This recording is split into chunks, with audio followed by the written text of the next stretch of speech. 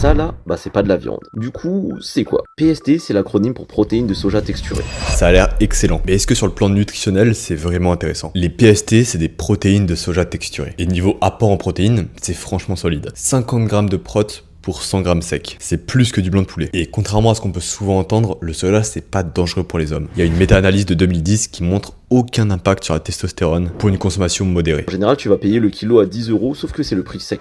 Là-dessus, il y a rien à dire. Pour le prix, c'est probablement la meilleure source de protéines végétales. Si t'as un budget serré et que t'as du mal à atteindre tes protéines chaque jour, c'est une excellente option. Les PST peuvent se trouver sous plein de formes différentes et elles pourront absorber le goût de n'importe quelle épice, sauce ou marinade que tu y ajoutes. Et ça aussi, c'est un gros avantage. Parce que tout seul, le goût, il est franchement moyen. Mais une fois cuisiné avec des épices, sauce tomate, un peu d'ail, tu peux vraiment te faire plaisir. Mais au final, est-ce que c'est vraiment bon pour la santé? En vrai, oui, dans la majorité des cas. Tu gagnes une source de protéines complète avec des fibres, le tout en étant plutôt digeste et assez pratique. Et enfin, sans graisse saturée ou nitrite qu'on peut parfois retrouver dans la viande industrielle. Le seul point à surveiller, c'est si tu consommes énormément de soja tous les jours et que tu as déjà des troubles hormonaux ou digestifs. Là, ça peut être à moduler. Mais pour 99% des gens, aucun souci. Tu peux clairement intégrer les PST dans ta diète, surtout si t'es en prise de masse propre. C'est pas magique, c'est pas dangereux, c'est juste un outil qui peut être super utile si tu l'utilises bien. Et si tu veux 5 recettes avec cet aliment, commente soja sauce réelle.